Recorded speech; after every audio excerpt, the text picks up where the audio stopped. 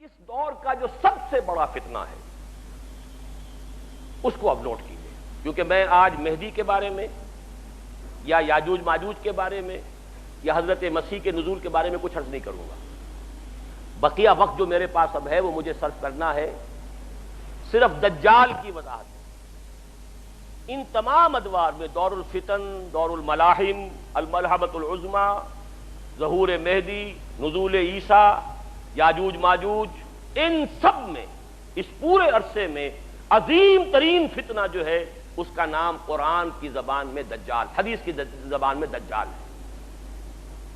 چنانچہ پہلے تو حدیث سنیے، صحیح مسلم کی روایت ہے، عن عمران ابن حسین رضی اللہ تعالی عنہ قال سمعت رسول اللہ صلی اللہ علیہ وسلم یقول ما بین خلق آدم الى قیام القیامت الى قیام الساعت امر اکبر من الدجال، رواہ مسلم۔ حضرت عمران ابن حسین فرماتے ہیں رضی اللہ تعالی عنہ کہ حضور کو میں نے خود سنا یہ فرماتے ہوئے۔ جس حدیث میں یہ الفاظ آتے سمعت تو میں نے خود سنا، اس میں ایک اور زور پیدا ہو جاتا ہے، ورنہ یہ عن رسول اللہ ہے، اس میں ایک امکان ہوتا ہے کہ حضور سے کسی اور صحابی نے سنا ہو اور ان صحابی نے انہیں بتایا، اس کا ایک امکان پیدا ہو جاتا ہے نظری طور پر۔ لیکن جب راوی کہے، صحابی راوی، سمعت تو میں نے خود سنا، تو گویا کہ اس میں اور تاکید کا پہلو ہے۔ ما بین خلق آدم و قیام الساعہ، آدم کی تخلیق سے لے کر قیامت کے قائم ہونے تک، اب یہ قیامت وہ اردو والی قیامت میں بول رہا ہوں، ساعت جس کو عربی میں ساعت کہیں گے قرآن مجید کی اصطلاح میں، ان دونوں کے مابین دجال کے فتنے سے بڑا فتنہ کوئی نہیں۔ دوسری حدیث سنیے،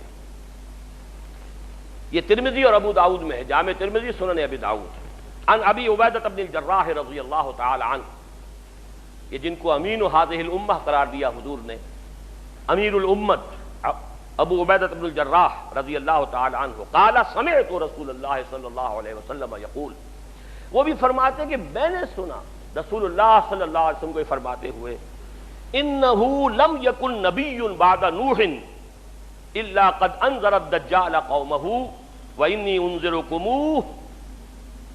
حضور نے فرمایا کہ نوح کے بعد کوئی نبی اللہ کا ایسا نہیں گزرا جس نے اپنی قوم کو، اپنی امت کو دجال کے فتنے سے خبردار نہ کیا ہو، تو اے مسلمانوں میں بھی تمہیں خبردار کر رہا ہوں۔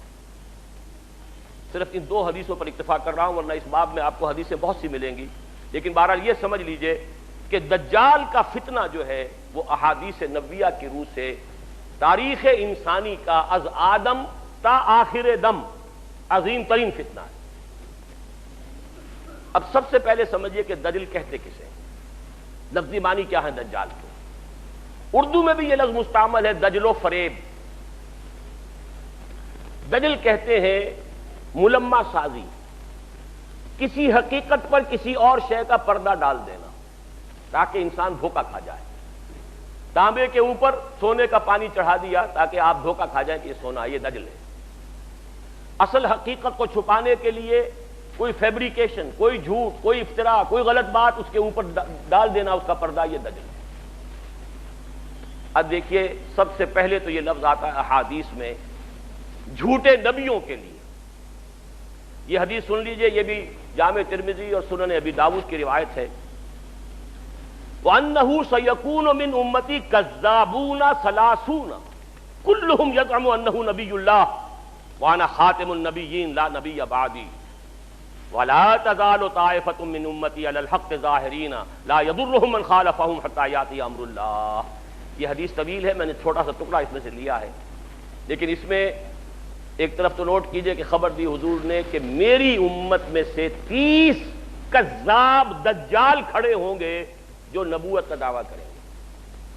5-6 تو حضور کے زمانے میں آ گئے تھے متصلاً، وہ مسیلمہ اور نہ معلوم کون کون، ایک عورت بھی، وہ تو وہاں سے جو شروع ہوا سلسلہ، تو قریب ترین ہماری اس سرزمین کے اندر جہاں سے میں نے آج گفتگو شروع کی تھی، قادیانیت کا فتنہ، اور اس کی شدت کا اندازہ کیجئے کہ ابھی تک وہ پھیل رہا ہے، اس کے کہیں سمٹنے کا امکان نہیں ہے۔ اس لیے کہ دیکھیے وہی بات ہے جو کئی جگر نے کہی تھی کہ میں چوٹ بھی کھاتا جاتا ہوں اور قاتل سے بھی کہتا جاتا ہوں، توہین ہے دست و بازو کی وہ وار کے جو بھرپور نہیں۔ یہ جو آپ نے ان کو غیر مسلم قرار دیا، یہ بھرپور وار نہیں کیا جب تک کہ اس کے ساتھ مرتد کی سزا قتل نافذ نہ کی جائے۔ آدھی بات، کافر تو قرار دیا، لیکن یہ کہ اگر مرتد کی سزا جو اسلامی ریاست میں ہے وہ آپ نافذ نہیں کرتے تو ان کا تبلیغ کا سلسلہ چل رہا ہے، لوگ اب بھی قادیانی ہو رہے ہیں، بہت سے نوجوان ان کے زیر اثر آتے ہیں، ان کا بڑا لمبا چوڑا نظام ہے۔ آج ان کے خلیفہ کا، جھوٹے خلیفہ کا خطبہ CNN سے نشر ہو رہا ہے۔ پورے عالم اسلام میں مسلمان جو ہے، حالانکہ دولت کے وہ انبار مسلمانوں کے پاس موجود ہیں جن کا کہ آپ حساب نہیں کر سکتے، لیکن یہ کہ کہیں مسلمانوں میں سے کسی کے لیے صحیح دین کی تعلیم کے لیے تو کوئی CNN کے اندر آپ وقت نہیں لے سکے آج تک۔ ان کا خطبہ نشر ہو رہا ہے، دنیا میں سنا جا رہا ہے، بڑے بڑے مراکز قائم ہو رہے ہیں۔ ٹورنٹو میں ان کا بہت بڑا مرکز بنا ہے، اب تو وہ انگلینڈ سے اپنا پورا مرکز جو ہے وہ شفٹ کرنے کی فکر میں ہے، اب امریکہ کے اندر وہ اڈے جمانے کی فکر میں، بہت بڑا مرکز ہے۔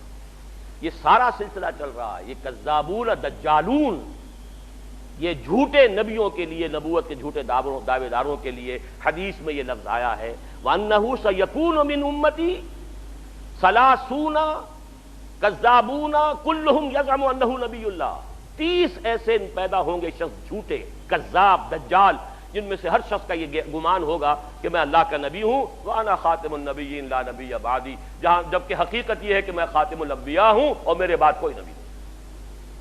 لیکن اس حدیث کا ایک ٹکڑا جو ہے وہ میں خاص طور پر، اگرچہ میرے مضمون سے متعلق تو صرف یہی حصہ تھا، لیکن یہ حصہ بہت ضروری ہے، شاید کہ آپ کے دل میں کوئی آرزو پیدا ہو جائے، امنگ پیدا ہو جائے۔ حضور نے جہاں یہ خبر دی ہے، ساتھ ہی یہ بھی خبر دی ہے، وَلَا تَزَالُ طَائِفَةٌ مِّنْ أُمَّتِي عَلَى الْحَقِّ ظَاهِرِينَ، لیکن میری امت میں ایک گروہ ہمیشہ حق پر غالب رہے گا، حق پر قائم رہے گا، لا يضرهم من خالفهم، انہیں کوئی نقصان نہیں پہنچا سکے گا جو شخص بھی چاہے ان کی مخالفت کرے، حتیٰ یاتی امر اللہ، یہاں تک کہ اللہ کا امر، اللہ کا فیصلہ آ جائے۔ یہ بہت بڑی خوشخبری ہے، یہ امت کبھی بھی گمراہی پر جمع نہیں ہوگی، ایسا کبھی نہیں ہوگا جیسے کہ عیسائیت جو ہے تثلیث پر جمع ہو گئی، حالانکہ بہت طویل عرصے تک ایسے بھی موجود رہے حضرت عیسیٰ علیہ السلام کے ماننے والے جو خالص موحد تھے، تثلیث کے قائل نہیں تھے، لیکن یہ کہ یہ امت جس طریقے سے اب جمع ہو چکے، اب کوئی عیسائیت کی ڈینومینیشن ہو، کوئی چرچ ہو، وہ پروٹیسٹنٹس ہوں، وہ کوئی ہو، وہ کوئی گریک چرچ ہو، کوئی آرتھوڈاکس چرچ ہو، پروٹیسٹنٹس ہوں، کیتھولکس ہوں، کوئی ہو، سب کے سب تثلیث کے اوپر سب کے سب متفق ہیں، توحید ان کے ہاں سے جا چکی۔ حضور نے جو خبر دی ہے خوشخبری، میری امت کا معاملہ یہ نہیں ہو سکتا، کیوں نہیں ہو سکتا؟ عقلاً آخری امت ہے، ظاہر بات ہے کہ حضرت مسیح کی امت بگڑ گئی تو حق کو بیان کرنے کے لیے محمد رسول اللہ آ گئے صلی اللہ علیہ وسلم۔ اب اگر یہاں یہ حق گم ہو جائے کلیتاً تو کوئی اور نبی تو آنے والا نہیں، لہذا حضور کو بھی پروٹیکشن دی گئی، حضور کے دین کو بھی پروٹیکشن دی گئی، اور اس پروٹیکشن ہی کا ایک پہلو یہ ہے کہ میری امت میں ایک گروہ ہمیشہ حق پر قائم رہے گا۔ اللہم ربنا اجعلنا منہم، اللہ تعالی ہمیں توفیق دے کہ ہم ان میں سے ہوں، یہ آرزو تو کم سے کم دل کے اندر پیدا کیجئے، یہ امنگ تو پیدا ہو جائے۔ اگرچہ مجھے معلوم ہے کہ ماحول وہ ہے جس کے بارے میں اقبال نے کہا ہے کہ آرزو اول تو پیدا ہو نہیں سکتی کہیں، اور ہو جائے تو مر جاتی ہے یا رہتی ہے خام۔ ماحول غذا نہیں دیتا، آکسیجن ہی نہیں ہے، 2 پتیاں تو نکلی تھی بیج میں سے لیکن مرجھا گئیں، اس لیے کہ غذا نہیں فضا میں۔ امنگ اٹھتی ہے، جذبہ ابھرتا ہے، اس کی آبیاری کا سامان نہیں ہے، خارجی نہیں ہے، سارا داخلی سامان کرنا پڑے گا، اپنے اندر کا تیل جلانا ہوگا، باہر کا تیل نہیں ملے گا۔ اقبال نے یہی بات کہی ایک شعر کے اندر، کر اپنی رات کو داغے جگر سے نورانی، کر اپنی رات کو داغے جگر سے نورانی، اپنے اندر تیل جلاؤ، اپنے جگر کا تیل جلاؤ، اس سے روشنی حاصل کرو گے، ماحول سے تمہیں روشنی نہیں ملے گی۔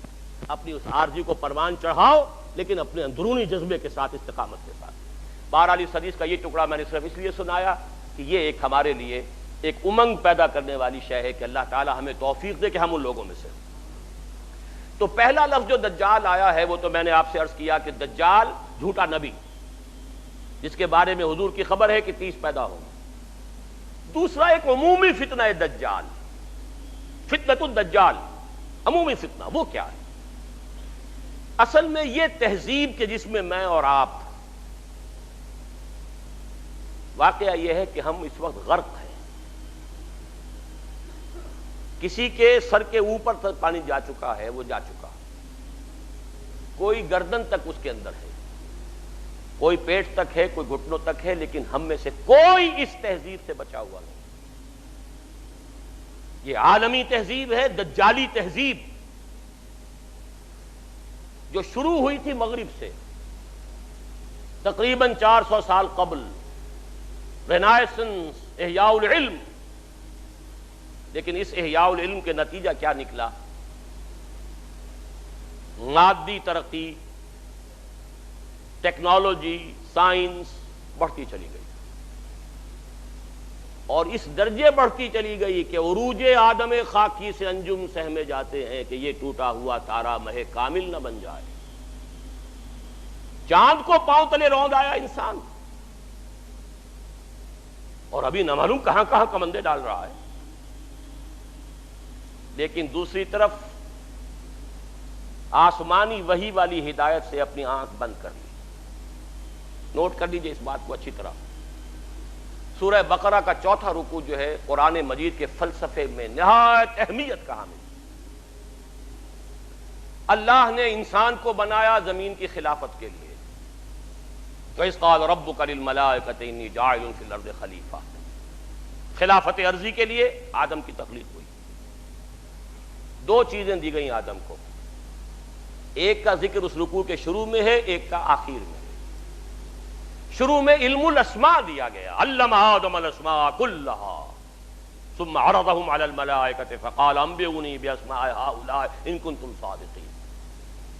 ایک علم تو آدم کو دے دیا گیا، علمہ دے دیا گیا، فعل ماضی ہے، ماضی مطلق ہے، دے دیا گیا. ایک علم کے بارے میں فرمایا وہ آتا رہے گا تمہارے پاس وقتاً فوقتاً. فَإِمَّا يَأْتِيَنَّكُم مِّنِّي هُدًى فَمَن تَبِعَ هُدَايَ فَلَا خَوْفٌ عَلَيْهِمْ وَلَا هُمْ يَحْزَنُونَ. سورہ بقرہ کے 4تھے رکوع کے آخری میں ہے نا. یہ علم تو دے دیا تمہیں. ایک علم ہے علم ہدایت، وہ وقفاً وقفے سے وقتاً فوقتاً آتا رہے. فَإِمَّا يَأْتِيَنَّكُم مِّنِّي هُدًى فَمَن تَبِعَ هُدَايَ، تو جو میری اس ہدایت کی پیروی کرے گا فَلَا خَوْفٌ عَلَيْهِمْ وَلَا هُمْ يَحْزَنُونَ وَالَّذِينَ كَفَرُوا وَكَذَّبُوا بِآيَاتِنَا أُولَٰئِكَ أَصْحَابُ النَّارِ هُمْ فِيهَا خَالِدُونَ. 2 چیزیں دی تھی نا. علم اسماء جو آدم کو دے دیا گیا وہی ہے جو آدم کی نسل کے اندر ایک تناور درخت بن کر یہ فزیکل سائنسز اور ٹیکنالوجی کی شکل اختیار کر چکا. اس کو اچھی طرح سمجھ لیجئے بات کو. آم کی گٹھلی میں پورا آم ہوتا ہے کہ نہیں؟ آم کا درخت کہاں سے وجود میں آتا ہے؟ گٹھلی سے. باہر سے تو صرف پانی گیا تھا گٹھلی کے اندر، 2 پتیاں کہاں سے نکلی؟ اس کی ابتدائی غذا بھی اس گٹھلی کے اندر موجود ہے. بعد میں پانی جو ہے وہ مختلف منرلز لے کر اندر جاتا رہا، اوپر سے جو ہے آکسیجن ملتی رہی. آم کا درخت پورا کا پورا گٹھلی میں تھا، لیکن آم کی گٹھلی کو آم کا درخت بننے میں کتنے سال لگتے ہیں؟ چلیے 10 سال لگے. آدم کو پورا علم دے دیا گیا، اس کی ایکسفولیشن، اس کا ظہور، اس کا بروز یہ ہوا ہے ان 10,000 سالوں کے اندر. وہ درخت اب تناور درخت بن گیا ہے. اصلھا ثابت وفرعھا فی السماء. اس کی شاخیں آسمان سے باتیں کر رہی ہیں. عروج آدم خاکی سے انجم سہمے جاتے ہیں کہ یہ ٹوٹا ہوا تارا مہ کامل نہ بن جائے. تسخیر کائنات جو انسان کر رہا ہے وہ خلیفہ کی حیثیت سے کر رہا ہے. اسی لیے فرمایا گیا اللہ تعالیٰ نے تمہارے لیے پوری زمین کو جو ہے اور جو کچھ اس کے اندر ہے، نہ صرف زمین بلکہ آسمان، ان سب کو اللہ تعالیٰ نے مسخر کر دیا انسان کے لیے. قرآن مجید میں 2 جگہ یہ مضمون آیا ہے. بہرحال ایک طرف یہ علم جو پھیلتا چلا گیا اور ابھی اور آگے جا رہا ہے اور آگے جائے گا. ابھی جینیٹک انجینئرنگ کا فن جو ہے اس وقت سب سے زیادہ یا تو کمپیوٹرز کے اوپر توجہ ہے اور یا جینیٹکس پر ہے. اور جینیٹک انجینئرنگ کے طریقے سے ایسی جس قسم کے آپ چاہیں گے مخلوق پیدا کرنے کے قابل ہو جائیں گے، جو صفات آپ چاہتے ہیں پیدا کر لیں. ایسے انسان پیدا کیے جا سکیں گے جن میں سرے سے رحم اور سرے سے رقت کا مادہ ہی نہ ہو. ہیومن روبوٹس جن کو جہاں سے جو حکم ملے گا، جس کو کہا گیا قرآن مجید میں علیہا ملائکۃ غلاظ شداد لا یعصون اللہ ما امرہم ویفعلون ما یؤمرون، ایسے غلاظ اور شداد لوگ پیدا کر دیے جائیں گے کہ جن کے دلوں میں کوئی رحم نام کی کوئی کسی شے کا شائبہ نہیں. They can create. اب تو جینز کے ساتھ کھیلنے کا دور آ گیا. دیکھیے اب نوٹ کیجئے، یہ علم اگر بڑھتا چلا جاتا جیسا کہ بڑھتا چلا گیا، لیکن ساتھ ہی یہ علم جو آتا رہا اس کی پیروی جاری رہتی تو کوئی خرابی نہیں تھی. اللہ کا بندہ انسان رہتا، اللہ کے احکام پر کاربند رہتا، ان تمام علمی اکتشافات اور سائنسی ایجادات کو خیر کے لیے استعمال کرتا، بھلائی کے لیے استعمال کرتا. اگر تو یہ دونوں آنکھیں کھلی رہتی تو کوئی خرابی نہیں تھی.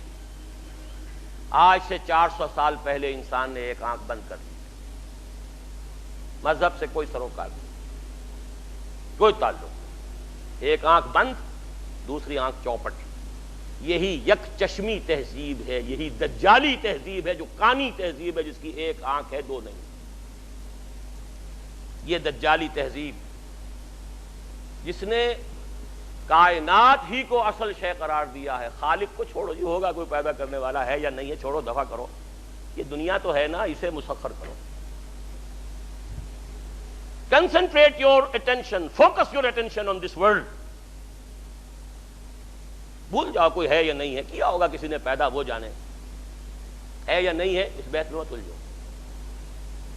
روح کوئی ہے یا نہیں ہے، کوئی حقیقت ہے یا نہیں ہے، کیا پتا ہے کہ نہیں ہے، چھوڑو دفع کرو. کس نے دیکھی؟ جسم تو ہے نا، جسم کی فکر کرو، جسم کو بناؤ، تیار کرو، کھلاؤ پلاؤ، اس کے تقاضے، اس کے لیے سارے ایک سے ایک وائٹامنز جو ہیں ایجاد کرتے چلے جاؤ اور تلاش کرتے چلے جاؤ، وہ سب کچھ کرو. روح کوئی شے ہے یا نہیں ہے، ہوگی، اگر ہے بھی تو ہماری بحث کی دلچسپی کی چیز نہیں. آخرت ہوگی بھائی، پتہ نہیں ہے کہ نہیں ہے، کس نے آ کے بتایا. یہ دنیا تو ہے نا، اسے بناؤ، ویلفیئر سٹیٹ قائم کرو، دنیا کے اندر بہتر نظام قائم کرو. کہاں آخرت کے چکر میں پھنس گئے. یہ تین چیزیں بمقابلہ تین چیزوں کے، یہ میرا کتاب چاہے 67 کا لکھا ہوا اسلام کی نشرت ثانیہ کرنے کا اصل کام، اس کا تھیم یہی ہے کہ موجودہ تہذیب کو انالائز کریں گے تو کیا ہے، خالق کائنات کی بجائے کائنات پر توجہ کرو، روح کی بجائے مادے پر توجہ کرو. حیات اخروی سے چھوڑو، ہوگی نہیں ہے، کیا ہے دنیا کی. یہ جو شفٹ آف ایمفیسس ہوا ہے، ہماری توجہ ادھر سے ہٹ کر ادھر، اب دنیا ہی مطلوب و مقصود، اسی کی رہنائیاں، اسی کی زیبائش، اسی کی سہولتیں، اسی کی بہبود. یہ ہے کہ جو ہمارا مطمع نظر ہے، اس کا نام ہے دجالی تہذیب. اور اسی لیے آتا ہے احادیث میں، اس لیے تمہیں اللہ نے سورہ کہف عطا کی، خاص طور پر اس کی ابتدائی اور آخری آیات. جو شخص، خاص طور پہ جمعے کا ذکر بھی آتا ہے، جو ہر جمعے کو سورہ کہف کی تلاوت کرے گا، اس کی ابتدائی آخری آیات کی تلاوت کرے گا، بناؤ اسے، اپنے ذہن اور فکر کا حصہ بناؤ اسے، تو پھر اس دجالی فتنے کے اثرات سے محفوظ رہ سکتے. وہ دجالی فتنہ کیا ہے؟ سورہ کہف کی 4 آیات کا حوالہ دے رہا ہوں. اِنَّا جَعَلْنَا مَا عَلَى الْأَرْضِ زِینَةً لَهَا لِنَبْلُوَهُمْ أَيُّهُمْ أَحْسَنُ عَمَلًا. ہم نے زمین پر جو کچھ ہے اسے اس کا سنگھار بنا دیا ہے، زیبائش، آرائش. آنکھیں چکا چوند ہو جاتی ہیں، نظر کو خیرہ کرتی ہے چمک تہذیب حاضر کی. یہ صناعی مگر جھوٹے نگوں کی ریزہ کاری ہے. لیکن آدمی جو ہے اسی کا دل دادا. لِنَبْلُوَهُمْ أَيُّهُمْ أَحْسَنُ عَمَلًا. دیکھنا چاہتے ہیں اسی عروس ہزار داماد کے زلف کے گراگیر بن کر رہ جاتے ہو یا ہم سے محبت کرتے ہو. رخ روشن کے آگے شمع رکھ کر وہ یہ کہتے ہیں ادھر جاتا ہے دیکھیں یا ادھر پروانہ آتا ہے. یہی امتحان ہے. ہمیں چاہتے ہو یا دنیا کو چاہتے ہو. اِنَّا جَعَلْنَا مَا عَلَى الْأَرْضِ زِینَةً لَهَا لِنَبْلُوَهُمْ أَيُّهُمْ أَحْسَنُ عَمَلًا.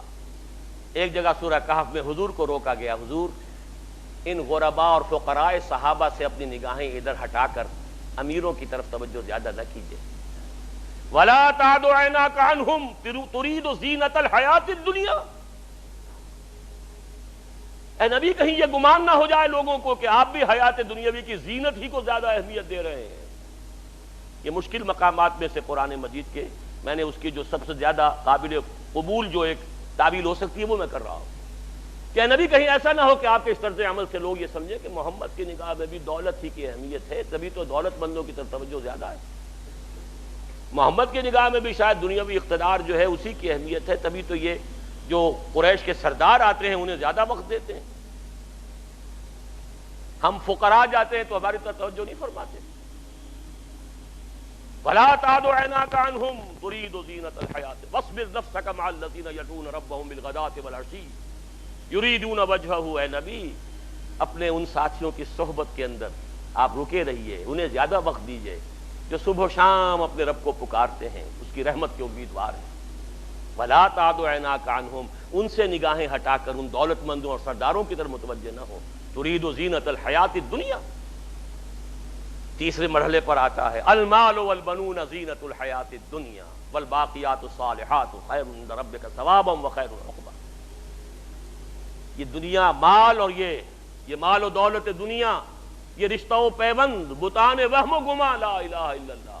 لیکن یہ کہ اسی کی زیبائش آرائش، اسی کی محبت، اسی کی سوچ، دن رات فکر ہے تو انہی کی ہے. المال والبنون زینۃ الحیات الدنیا.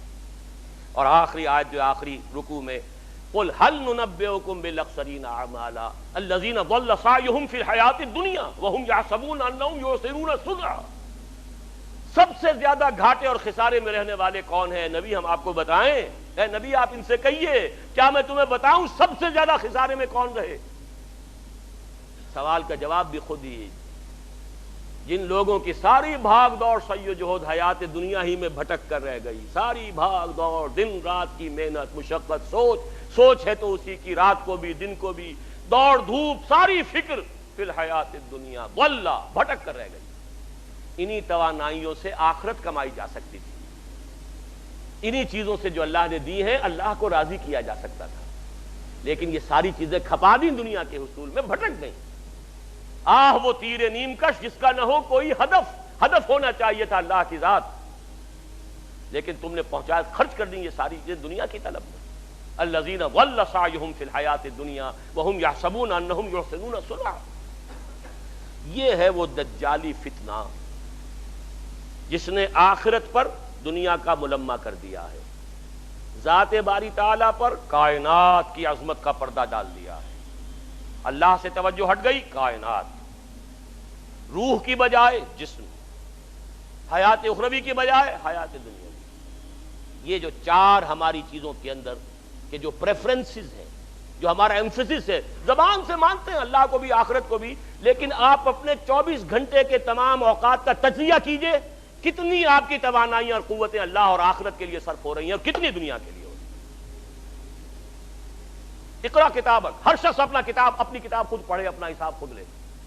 اقرا کتابک کفا بنفسک اليوم علیک حسیبا. ہر شخص اپنا حساب خود کر سکتا ہے. 24 گھنٹے شمار کیجئے اس کا کتنا وقت. ہاں ٹھیک ہے، بھلے نفسک علیک حق پر، نفس کا بھی حق ہے، سونے کے لیے بھی وقت ہونا چاہیے، آپ کی اولاد کا لیے یہ حق ہے. لیکن پھر دیکھیے باقی جو کچھ آپ کے پاس ہے توانائی جو آپ نے لگائی ہے کچھ چیز حاصل کرنے میں، اس کا کتنا حصہ ہے جو اللہ اور آخرت کے لیے صرف ہو رہا ہے اور کتنا حصہ ہے جو صرف اس دنیا کی ایمینٹیز، فیسلٹیز، لگژریز،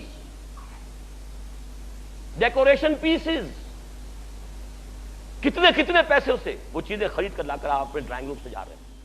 کہاں پر